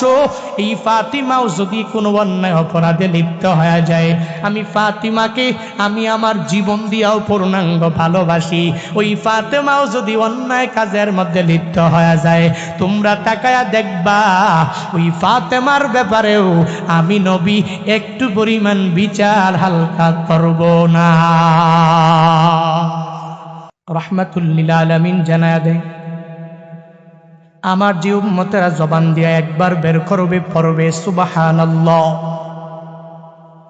একবার যে আমার উম্মতেরা জবান দিয়া বের করবে আলহামদুলিল্লাহ, একবার যে আমার বান্দা ওই রবের বরত্ব প্রকাশ করবে আল্লাহু আকবার, কি ফায়দা হবে? মদিনাওয়ালা নবী জানায়া দেন, আসমান থেকে জমিন পর্যন্ত খালি জায়গার বান্দা, কোনো অভাব নেই। কোন ধনী আল্লাহর বান্দা সে যদি মনে করে আসমান থেকে জমিন পর্যন্ত এই খালি জায়গাগুলো pure gold 2 number 3 number 4 number স্বর্ণ দিয়া নয়, 1 নাম্বার খাঁটি স্বর্ণ দিয়া এই খালি জায়গাগুলোতে আমি ভরাট করলাম, ভরাট করে করে আমার মাওলার রাস্তায় আমি দান করে দিলাম, ওই বান্দার আমল নামার মধ্যে যেই সওয়াবটা জড়ো হয়ে যাবে, নবী বলেন একবার সুবহানাল্লাহ বলনেওয়ালা, একবার আলহামদুলিল্লাহ বলনেওয়ালা, একবার আল্লাহু আকবার বলনেওয়ালার আমল নামায় তার সমপরিমাণ সওয়াব আমার আল্লাহ দিয়া দিবে। মদিনাওয়ালা নবী জানায়া দেয়, শুধু কি তাই? বলে না না, হে আমার উম্মতেরা শুনো, যদি জবান দিয়ে একবার বের করে দাও সুবহানাল্লাহ, একবার যদি বের করে দাও আলহামদুলিল্লাহ, একবার যদি আল্লাহু আকবার জবান দিয়া বের করে দাও, আল্লাহ মায়া করে জান্নাতের মধ্যে তোমার জন্য এমন একটা বৃক্ষরোপণ করবে। আরবের দ্রুতগামী ঘোড়া, ঘোড়াটা আস্তে দৌড়ায় না, বরং বান্দা অনেক জোরে দৌড়ায়। এত দ্রুতগামী ওই ঘোড়াও যদি জান্নাতের মধ্যে যেই বৃক্ষটা আল্লাহ রোপণ করলেন মায়া করে, ওই বৃক্ষের নিচে দিয়ে যদি 400 বছর পর্যন্ত দৌড়ায়, দৌড়াবে দৌড়াবে, ঘোড়াটা দৌড়াইয়াও পরিপূর্ণ হয়রানি হয়ে যাবে, তবুও ওই বৃক্ষের ছায়া শেষ করতে পারবে না। ওই বৃক্ষ কার জন্য? বলে যেই বান্দা সুবহানাল্লাহ পড়বে ওই বান্দার জন্য। ওই বৃক্ষ কার জন্য? আল্লাহ মায়া করে জান্নাতের মধ্যে লাগাইবে। আলহামদুলিল্লাহ, যে মায়া নিয়া পড়বে ওই বৃক্ষ কার জন্য আল্লাহ মায়া করে লাগাইবে? ওই বান্দার জন্য যেই বান্দা সর্বাবস্থায় চলা ফিরায় আল্লাহু আকবারের সাউন্ড দিয়া দিবে। ওই বান্দার জন্য দুনিয়ার লাইনে আল্লাহ বান্দাকে কল্যাণকামী বানায়া দিবে। কি পরিমাণ প্রতিদান! বলে এতগুলো স্বর্ণ দেওয়ার মতো ক্ষমতা দুনিয়ার কোনো বান্দার নাই। এত খাঁটি স্বর্ণ দিয়ে খালি জায়গা ভরাট করে মাওলার রাস্তায় দেওয়ার মতো কোনো বান্দা নাই। অথচ বান্দা একবার সুবহানাল্লাহর আওয়াজ, একবার আলহামদুলিল্লাহর আওয়াজ যদি জবান দিয়া বের করে দেয়, তার সমপরিমাণ সওয়াব বান্দার আমলনামায় উঠে যাবে। প্রতিদান কম না বেশি? ছোট না বড়? আল্লাহর প্রতিদানগুলো বড়ই হয়, ঠিক কিনা? দুনিয়ার মানুষের প্রতিদান ছোট হয়, কিন্তু আল্লাহর প্রতিদান ছোট হয় না, বড় হয়। এজন্য আমরা বেশি বেশি বেশি বেশি আল্লাহর প্রতিদান পাওয়ার জন্য যেই কাজগুলো করা লাগবে, ওই কাজগুলো আমরা বেশি বেশি করব। কাজী আছি না ইনশাআল্লাহ? পারবো না ইনশাআল্লাহ? আল্লাহ আমাদের সবাইকে তৌফিক দান করুন। সকলে পড়ি আমিন। আরো জোরে পড়েন, আল্লাহ কবুল করুন। জোরে পড়েন। এই আওয়াজগুলো মাঝে মাঝে মাঝে মাঝে গোপনে গোপনে দিবেন। কাজ করছেন, গুনগুনে গুনগুনে গুনগুনে এগুলো পড়বেন। ধান বুনতেছেন, ওখানেও গুনগুনে গুনগুনে এগুলো পড়বেন। দোকানদারি করছেন, ওখানে ক্যাশ কাউন্টারে বসে গুনগুনে গুনগুনে এগুলো পড়বেন। একদিন এই গুনগুনানো এই সাউন্ডগুলো আপনার অনেক ফায়দা দিবে। আল্লাহ আমাদের সবাইকে এই আমলগুলো কন্টিনিউ করার তৌফিক দান করুক। পড়ে না আমি খুতবায় একটা আয়াত পড়েছি, যে আয়াত বড় দামি এক আয়াত। ওই আয়াতে আল্লাহ পাক বান্দাদেরকে আদেশ দিয়েছেন তুই কি কি করবি। তার মধ্যে আল্লাহ বলেন, ইন্নাল্লাহা ইয়া'মুরু বিল আদলি ওয়াল ইহসান। আল্লাহ প্রথমেই বান্দাদেরকে নির্দেশ দেয়, পৃথিবীর সব শাসক যারা, অর্থাৎ অধীনস্থ যাদেরই আছে, মালিক যে, মালিক পক্ষ, অধীনস্থের মালিক যে, তাদেরকে নির্দেশ দিয়েছেন, হে মালিকেরা, হে শাসকেরা, তোমরা দুনিয়াতে তোমাদের অধীনস্থদের মাঝে আদালত কায়েম করো। কি করো? আদালত কায়েম করো অধীনস্থদের মাঝে। আদালত কি? 6 জন, 7 জন, 10 জন, 20 জন, 30 জন, 40 জন অধীনস্থ। এই প্রত্যেকটা লেবারের দিকে এক নজরে তাকাও। একজনের বেলায় বেশি, আরেকজনের বেলায় কম করো। সবার দিকে এক নজরে তাকাও, এক চক্ষু দিয়ে তাকাও। এটা ইনসাফ, এটা আদালত, ইহসান। এক নজর দিয়ে তাকাও। আদেশ দিয়েছেন কে? বলেন বলেন কে? জুনায়েদ আল হাবিব দিয়েছে নাকি? তার বানানো আয়াত নাকি? না, আল্লাহ নিজেই আদেশ দিয়েছে। এখন হ্যাঁ হুজুর, আমি আদালত কায়েম করলাম, আদেল হলাম, ইনসাফ করলাম, ইহসান করলাম, আমার ফায়দাটা হবে কি হুজুর? বলে আল্লাহর আদেশটা মানবেন আর নিজে একজন ইমামে আদেল হয়ে যাবেন, ফায়দা হবে। মদিনাওয়ালা নবীর হাদিসে যান, ওখানে নবী স্পষ্ট জানিয়েছেন, যেদিন আরশে মুআল্লার ছায়া ব্যতীত এই হাসরের বিশাল ময়দানটাতে কোনো ছায়া থাকবে না। ওই দিন আল্লাহ 7 গুণে গুণান্বিত বান্দাদেরকে মায়া করে আরশে মুআল্লার নিচে জায়গা করে দিবে। তন্মধ্যে 1 নাম্বার ইমামে আদেল, যেই বান্দা আল্লাহর আদেশটা মানিয়া দুনিয়াতে অধীনস্থদের মাঝে আদালত কায়েম করেছে, ইনসাফ করেছে। ইনসাফ করনেওয়ালা, আদালত কায়েম করনেওয়ালা এই ইমামে আদেল বান্দাটাকে আল্লাহ মায়া করে আরশে মুআল্লার নিচে জায়গা করে দিবে। সুবহানাল্লাহ বাড়ি যায় কোয়েন পড়েন না সুবহানাল্লাহ। সাবাতুন ইউজিল্লুহুমুল্লাহু ফি জিল্লিহি ইয়াওমা লা জিল্লা ইল্লা জিল্লুহু। মদিনাওয়ালা নবীর পয়গাম মদিনাওয়ালা নবী জানায়া দেয়, হাসরের ময়দানে কোনো ছায়া নাই। ওই দিন শুধুমাত্র ছায়াই আছে, আরশে মুআল্লার নিচের ছায়া। মানুষগুলো দৌড়াবে হাসরের ময়দানে, আরশে মুআল্লার ছায়া ছাড়া কোনো ছায়াও পাবে না। আল্লাহ ওই দিনে মায়া করে 7 গুণে গুণান্বিত বান্দা যারাই হয়ে যাবে, এদেরকে মায়া করে আরশে মুআল্লার নিচে জায়গা করে দিবে। তন্মধ্যে 1 নাম্বার, দুনিয়াতে যেই ইমামেরা আদেল হয়ে গেল, যেই নেতারা দুনিয়াতে ইনসাফ কায়েম করলো, যেই নেতারা দুনিয়াতে আদালত কায়েম করলো, যেই নেতারা অধীনস্থদের সাথে ভালো আচরণ করিয়া ন্যায় বিচার করলো, যেই ইমামেরাই তারা আশেপাশে যারাই আছে সবার বেলায় একই বিচার করলো, আল্লাহ এদেরকে মায়া করে আরশে মুআল্লার নিচে জায়গা করে দিবে। এবারে ইমামে আদেল কারা জানা লাগবে।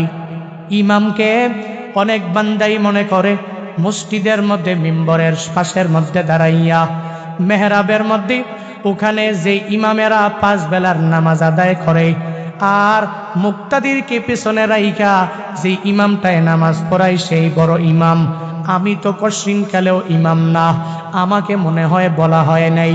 কত ইমামেরা মনে করে শুধুমাত্র আমাদের কি বুঝালেন, অন্যকে বুঝান নাই।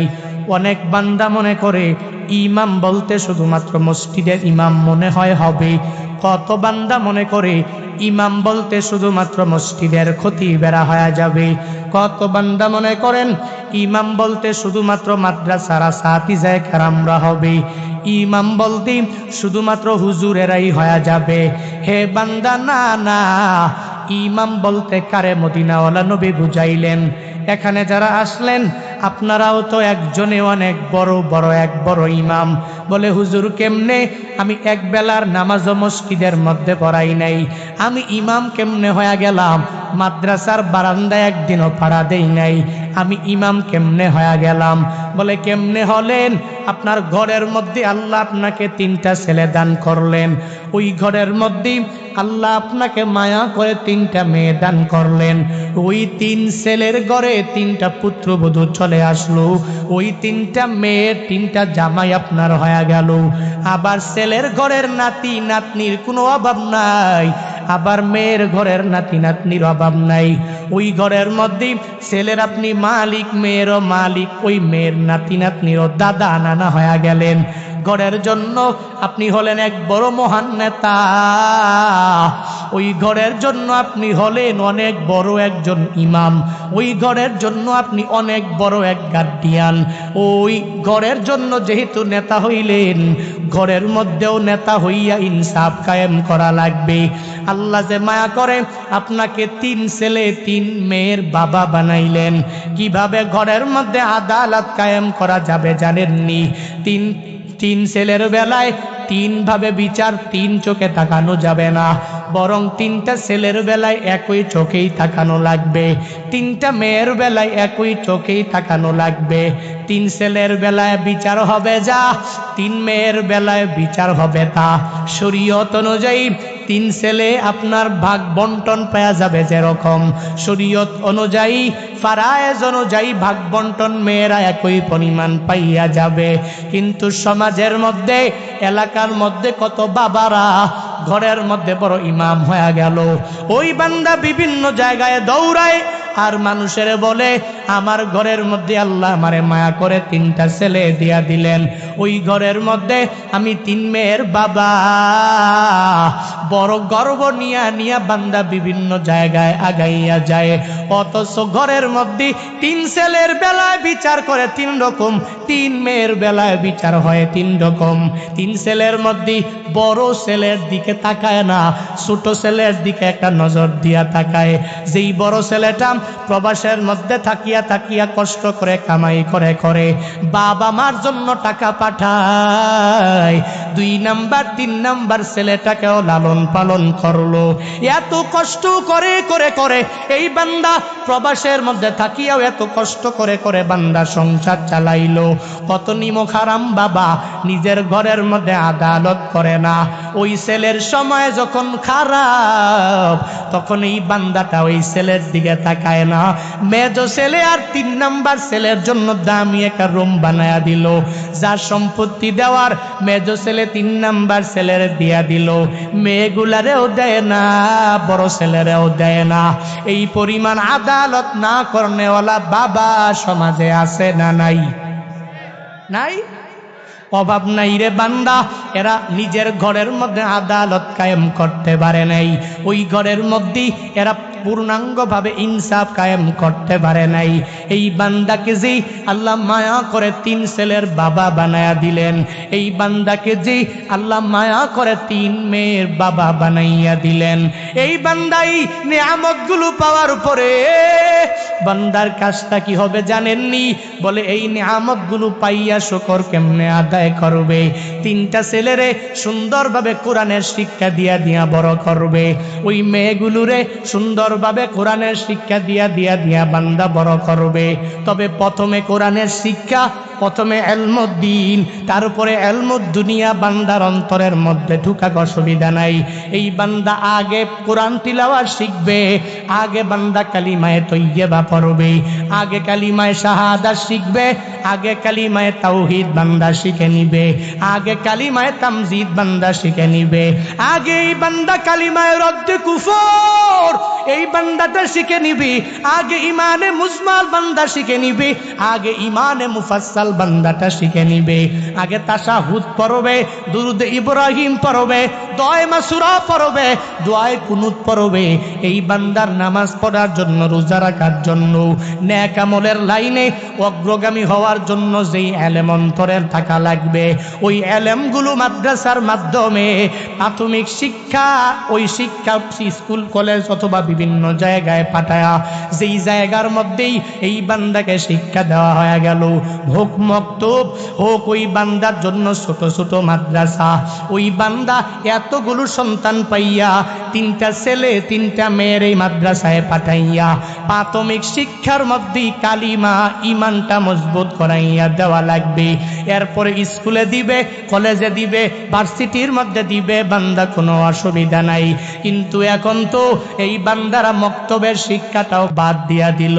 ছোটবেলায় আমরা দৌড়াইয়া বাবা মা পিটাইয়া মক্তবের মধ্যে পাঠাইলো, আর বলল যাও যাও কালিমায়ে তয়্যিবা পড়ে নাও, ওই মক্তবে যাইয়া কালিমায়ে শাহাদাত নিজের অন্তরের মধ্যে তুমি গেঁথে নাও, ওই মক্তবের মধ্যে যাইয়া কালিমায়ে তাওহীদ তামজিদটা অন্তরে গেঁথে নাও, ওই মক্তবে যাইয়া ইমানে মুজমাল আর মুফাসসাল তুমি পড়ে নাও। তাহলে বড় হইলে আর বেঈমান হতে পারবা না, তাহলে বড় হয়ে গেলে নাস্তিকদের কথাগুলো বিশ্বাস করতে পারবা না। ওই ছেলেগুলোরে ধরে ধরে ধরে যদি মক্তবের বারান্দায় পাঠাইয়া দাও, এই বান্দা দৌড়ে গেল মক্তবে যাইয়া যাইয়া ছোটবেলায় এই বান্দাটাকে হুজুরেরা তালে তাল মিলাইয়া অন্তরের মধ্যে ঢুকাইয়া দিল, লা ইলাহা ইল্লাল্লাহ, আল্লাহ সারা দুনিয়াতে কোনো মাবুদ নাই, আল্লাহ সারা দুনিয়াতে কোনো মাশুক হতে পারে না, আল্লাহ সারা এই দুনিয়াতে ইবাদত পাওয়ার যোগ্য আমার কেউ হতে পারে না, আল্লাহ সারা ইলাহ কেউ নাই, আমাকে বানিয়েছে আমার আল্লাহ, আমার মাকেও আল্লাহ বানিয়েছে, আমার বাবাটাকেও আল্লাহ বানিয়েছে, দুনিয়াতে যা দেখি আর না দেখি সব কিছু বানিয়েছেন আল্লাহ। তখন এই বান্দা 6ষ্ঠ শ্রেণী 7ম শ্রেণীর মধ্যে যাইয়াও যদি বইয়ের মধ্যে খুলিয়া খুলিয়া দেখতে পায়, এই বান্দা তখনই বড় হইয়া হইয়া যদি বিভিন্ন নাস্তিকের জবান থেকে শুনতে পায়, হে বান্দা তোরে আল্লাহ বানায় নাই, তোরে মাটি থেকে বানায় নাই, তোরে বানর থেকে বানানো হয়েছে, বানর থেকে একটা বানর একটা গাছ থেকে আর একটা গাছে লাফাইয়া গেল, আস্তে আস্তে আস্তে আস্তে পরিবর্তন হইয়া তুই মানুষ হয়ে গেলি। যেই বান্দাটা ছোটবেলায় মক্তবের মধ্যে পড়িয়া ঈমানটাকে মজবুত করে নিয়ে নিল, বড় হয়ে যাওয়ার পরে যতই বড় বড় নাস্তিকেরা তার ঈমানটা নেওয়ার জন্য, আল্লাহ রসুলের কথা অন্তর থেকে উঠাইয়া দেওয়ার জন্য, ইসলামের মহাব্বত অন্তর থেকে উঠাইয়া নেওয়ার জন্য, ডারউইনের মতবাদ তার অন্তরের মধ্যে ঢুকাইয়া দেওয়ার জন্য যতই চেষ্টা করবে, এই বান্দারা ওই মক্তবে পড়নেওয়ালা ওই ছাত্রের অন্তরের মধ্যে চেষ্টা করিয়াও মিশন সাকসেসফুল বানাতে পারবে না, ঠিক কিনা?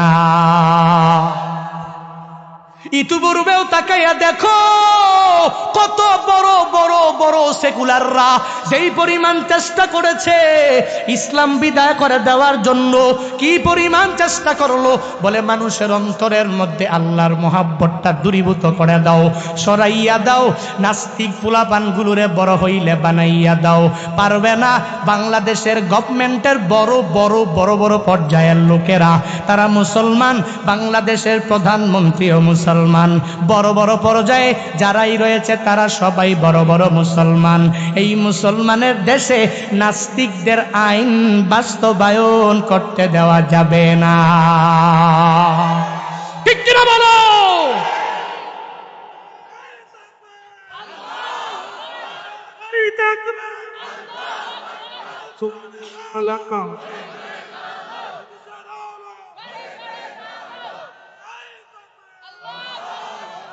নাস্তিকতা নিপাত যাক, দিন ইসলাম জিন্দাবাদ। নাস্তিকতা নিপাত যাক, দিন ইসলাম জিন্দাবাদ।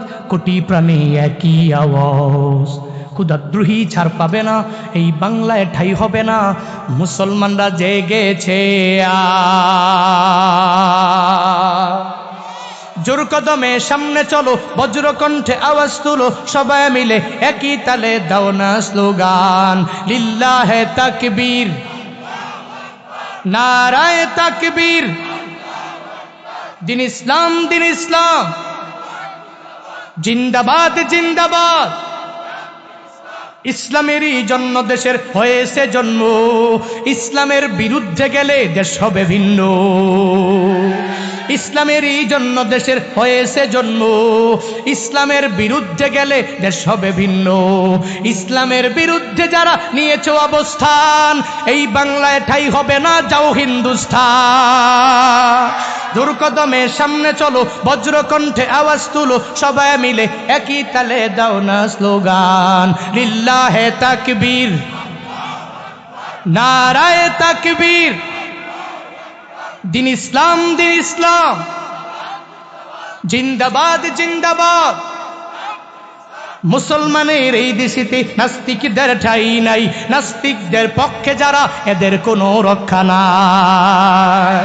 মুসলমানের এই দেশেতে নাস্তিকদের ঠাই নাই, নাস্তিকদের পক্ষে যারা এদের কোনো রক্ষা নাই। এই দেশেতে থাকতে হলে কোরআন মানতে হবে,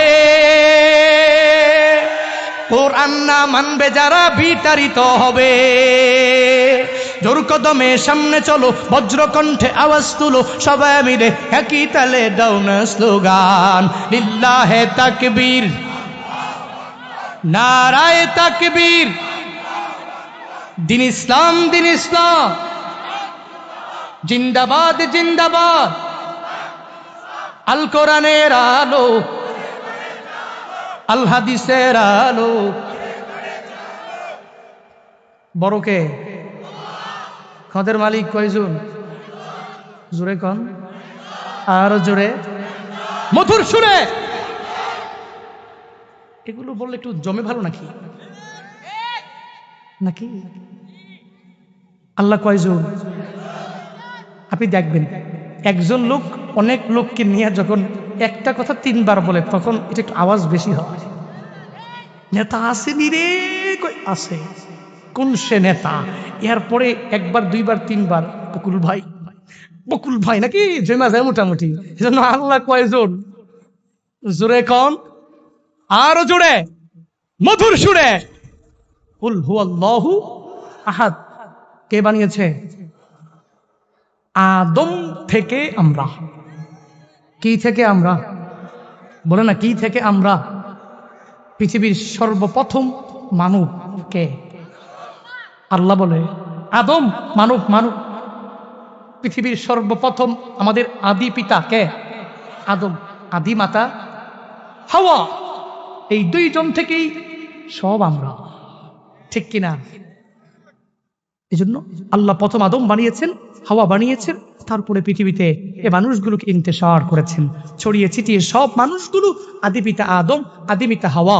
আমরা এই চিন্তা নিয়ে চলবো, তাহলেই রবের কাছে বলতে পারবো, আল্লাহ দুনিয়ার সব মানুষ সবকিছু বললেই আমি আমার ইমানের উপরে অধিষ্ঠিত ছিলাম, তুমি আমাকে এই উসিলায় জান্নাত দাও। আল্লাহ এই উসিলায় জান্নাত দিতে পারে। এজন্য আল্লাহ বড় আল্লাহ মালিক, মৃত্যু পর্যন্ত অন্তরের মধ্যে গাঁথিয়ে রাখবো তো ইনশাআল্লাহ। আল্লাহ প্রত্যেকের অন্তরে রবের মহাব্বত ঢুকায়া দেন, সকলে পড়ি আমিন। আরো জোরে পড়েন। বাবার কাজ কি? 3টা ছেলে 3টা মেয়ে ঘরের মধ্যে, এগুলোর মাদ্রাসায় দিবেন, পড়াইবেন, ছোটকাল থেকেই এদের অন্তরে আল্লাহর মহাব্বত ঢুকায়া দিবেন। তারপরে 3 ছেলের বেলায় 3 বিচার করবেন না, 3 মেয়ের বেলায় 3 বিচার হবে না, তাদের দিকে এক নজরে তাকাবেন। এই এক নজরে তাকানোর জন্য নির্দেশ দিয়েছেন কে? আরো জোরে বলেন। সাবাতুন ইউজিল্লুহুমুল্লাহু ফি জিল্লিহি ইয়াউমা লা জিল্লা ইল্লা জিল্লুহু। আল ইমামুল আদিল। মদিনাওয়ালা নবী 1 নম্বরে জানায়া দিলেন, দুনিয়াতে যেই ইমামেরা আদেল হয়ে যাবে, যেই নেতারা দুনিয়াতে আদালত ইনসাফ কায়েম করতে পারবে, আল্লাহ মায়া করে এদেরকে আরশে মুআল্লার নিচে জায়গা করে দিবে। এই ইমামে আদেল কারা? বুঝে গেলাম আমিও তো একজন বড় ইমাম, সো আমারও ইমামে আদেল হওয়া লাগবে। মেম্বারেরা তার ওয়ার্ডের জন্য অনেক বড় এক ইমাম, চেয়ারম্যানেরা তার ইউনিয়নের জন্য বড় এক ইমাম, মেম্বার অফ পার্লামেন্ট যারা তার উপজেলার জন্য অনেক বড় এক ইমাম, মন্ত্রী সাহেব তার অধীনস্থদের জন্য বড় এক ইমাম, বাংলাদেশের প্রধানমন্ত্রী বাংলাদেশের জন্য অনেক বড় এক ইমাম, সৌদি আরবের গভর্নমেন্টের পরিপূর্ণ প্রশাসনের লাইনের সর্বোচ্চ যেই বান্দা, ওই বান্দা ওই দেশের জন্য বড় ইমাম। আল্লাহ মায়া করে কত বান্দাকে ইমাম বানায়, কিন্তু ইমাম হওয়ার পরে বান্দার কাজটা কি জানো? মেম্বার হতে পারলেই এটা মনে করে লাভ নাই, দুনিয়াতে আমি অনেক বড় মেম্বার হয়ে গেলাম, বরং বান্দা দায়িত্বটা আরো অনেক বেড়ে গেল। চেয়ারম্যান হতে পারিয়া নিজে গর্ব করিয়া করিয়া সমাজে ঘুরে, অথচ জানে না চেয়ারম্যান যেই বান্দা না, তার বিচারটা সহজে সে হয়ে যাবে। যেই বান্দা চেয়ারম্যান, অধীনস্থদের সব ব্যাপারে থেকে জিজ্ঞাসা করা হবে। যেই বান্দা মেম্বার অফ পার্লামেন্ট, কাল কিয়ামতের ময়দানে অধীনস্থদের ব্যাপারে জিজ্ঞাসা করবে। বান্দা যাই করুক আর না করুক, আল্লাহর দরবারে হিসাব দেওয়া লাগবে। কুল্লুকুম রাঈন ওয়া কুল্লুকুম মাসউলুন আন রাইয়াতিহি। মদিনাওয়ালা নবী জানিয়েছে, তোমরা সবাই হলা, সবাই একজনে একজনের রক্ষক। ওই কিয়ামতের ময়দানে আল্লাহর বিচারের কাঠগড়ায় তোমরা যখন দাঁড়ায়া যাবা, ওই সময়ে যত কিছুই করবা, ওই রবের কাঠগড়া থেকে পালাইয়া যাওয়ার মতো কোনো পথ নাই। আল্লাহ ওই দিন মেম্বারের বলবে, মেম্বার তুই তোর ওয়ার্ড কিভাবে পরিচালনা করেছো, আমি মাওলারে তুই জানাইয়া দাও। চেয়ারম্যানের বলবে, হে চেয়ারম্যান, ইউনিয়নের প্রত্যেকটা মানুষকে কিভাবে পরিচালনা করলা, আমি মাওলারে জানাইয়া দাও। হে ইমাম, তোরে আমি আল্লাহ মায়া করে নেতা বানাইলাম, তুই নেতা হওয়ার পরে কিভাবে মানুষগুলোর মধ্যে বিচারালয়ের মধ্যে কইরা গেলি, আমি মাওলার দরবারে জবাব দেও। জবাব দেওয়া সারা জান্নাতে যাওয়া যাবে না। হে বান্দা, শুধুমাত্র নিজে নেতা হইলে এটা মনে করো না, আমি অনেক বড় কিছু হয়ে গেলাম, অনেক বড় একটা কিছু পাইয়া গেলাম। দুনিয়াতেও যেরকম সম্মান, আখিরাতের লাইনেও বিচারের কাঠগড়ায় বিচারটা হয়ে যাবে বান্দা বড়। এজন্য তো বারংবার বারংবার সবাইকে বলে যাই, আল্লাহ আদেশ দিলেন, ইমামেরা ইমাম হওয়ার পরে তোমরা সর্বাবস্থায় ইমামে আদেল হয়ে যাও। ইমাম হয়ে যাওয়ার পরে ন্যায়পরায়ণ নেতা তোমরা হয়ে যাও। ইমাম হয়ে যাওয়ার পরে ন্যায়পরায়ণ শাসক তোমরা হয়ে যাও। কেমন হইবা? বলে মদিনাওয়ালা নবীরে চলার পথে তুমি আদর্শ বানাও। ওই সাহাবায়ে কেরাম যারা, হে ইমামেরা, ওই সাহাবায়ে কেরামদের কেউ চলার পথে নিজে নিজে নিজে নিজে পূর্ণাঙ্গ এদের আদর্শ বানাও।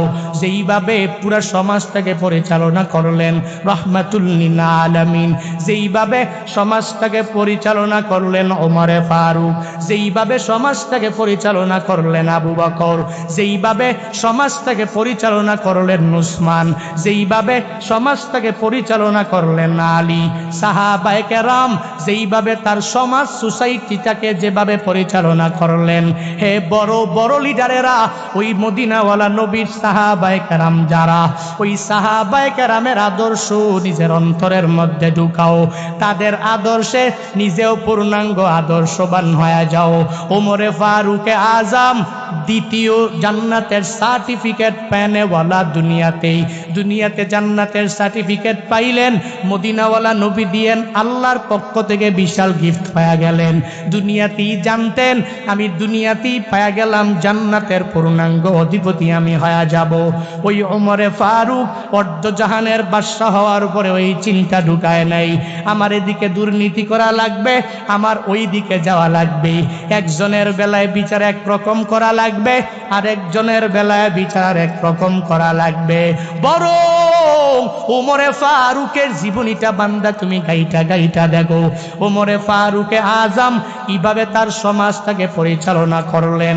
আদনা থেকে আদনা তার এলাকার একটা মানুষের জন্য কি পরিমাণ কষ্ট উমর করলেন। প্রতি রাত গভীর রাতে উমর দৌড়ে যায়, বিভিন্ন এলাকায় মরুভূমি দিয়া ঘুরে। আমার সমাজের লোকেরা, আমার এলাকার লোকেরা, আমার অধীনস্থরা কি হালাতে আছে হালত জানার জন্য ওমরে ফারুক দৌড়ায় যায়। সাথে তার সফর সঙ্গীও আছে। দুইজনে একদিন গভীর রাতে যায় আর তাকাইয়া দেখে অনেক দূরে একটা বসতির মধ্যে মিট করে বাতি জ্বলে। ওমরে ফারুক যায় ওই বসতির মধ্যে যাইয়া ওমরে ফারুকে আজম তাকায়া দেখে এই জায়গায় বসতির মধ্যে মিট করে বাতি জ্বলে। এক আল্লাহর বান্দি মহিলা ওই ঘরের মধ্যে একবার ঢুকে আবার বসতি থেকে বের হয়ে যায়, একবার প্রবেশ করে আবার ঘরটা থেকে বের হয়ে যায়। ওমরে ফারুক যায় বলে, হে আমার বোন, তোমার এই কার্যকলাপ কতক্ষণ পর্যন্ত আমি তাকাইয়া দেখলাম। একবার তুমি ঘরের মধ্যে যাও, আবার তুমি ঘর থেকে বের হয়ে যাও, বুঝলাম না। আবার তাকায়া দেখি ওই মহিলাটা এক জায়গায় চুলার মধ্যে পাতিল বসায় রেখেছে, কোনো খাবার গরম করে না, পানিগুলো ওই পাতিলের মধ্যে ঢালিয়া পানি গরম করে। ওমরে ফারুক জিজ্ঞাসা করে, হে বোন আমার, তুমি কেন একবার ঘরের মধ্যে ঢুকে যাও, আবার কেন তুমি ঘর থেকে বের হয়ে যাও? আবার এই পাতিলের মধ্যে কি তুমি বসাইয়া রাখলা, এগুলা কি জন্য বসাইছো? আবার পানি তুমি এই গভীর রাতে জাল দেওয়ার কারণ বুঝলাম না। ওই মহিলাটা চোখের পানি ফালায়া উমরে ফারুককে জানায়া দেয়, এ উমর, তুমি তো জানো না আমরা গরিব, আমরা বড় অসহায়। এই ঘরের মধ্যে আমার বাচ্চারা খানার অভাবে পেটের ক্ষুধা যন্ত্রণা সহ্য করতে পারে না। এই ছোট্ট বাচ্চাদের পেটে খানা নাই, এই ছোট বাচ্চাদের পেটের মধ্যে আমি খাবার দিতে পারি না। এজন্য এই জায়গার মধ্যে আমি পাতিল বসাইয়া পানি গরম করি, যাতে করে আমার এই সন্তানগুলো এই পাতিলটা দেখিয়া বুঝতে পারে আমার মা আমার জন্য খানা বসাইছে, একটু পরে খানা পেয়ে যাব। তারা আর কান্না করবে না, কান্না করিয়া ঘুমে বিভোর হয়ে যাবে। ওমরে ফারুককে এই কথা বলার পর ওমরে ফারুকে চোখ দিয়া বেয়ে টপ করে পানি পড়ে। খাদেমের ডাক দেয়, খাদেম, আমার জামানার মধ্যে এত গরিব এই মহিলার জন্য কাল কিয়ামতের ময়দানে আমি কি জবাব দিব? আয় আয়। খাদেমটারে নিয়া রওনা হয়ে যায় বাইতুল মালে যাইয়া, কোষাগারে যাইয়া ওমরে ফারুক ওই মহিলার জন্য জীবন চলার জন্য সব খানাগুলো নিয়ে নিলেন। বস্তার মধ্যে ভরিয়া বস্তাটা বাঁধিয়া এবার খাদেমের জানায়া দেয়, এ খাদেম, দাও এই বস্তাটা আমার কাঁধের মধ্যে তুলিয়া দাও। এই বস্তা নিয়া আমি ওই মহিলার দরবারে হাজির হয়ে যাব। খাদেম ডেকে বলে, এ মনিব, হে আল্লাহর নবীর সাহাবী, আপনি বড় দামি, দুনিয়াতেই জান্নাতের সার্টিফিকেট পেয়ে গেলেন।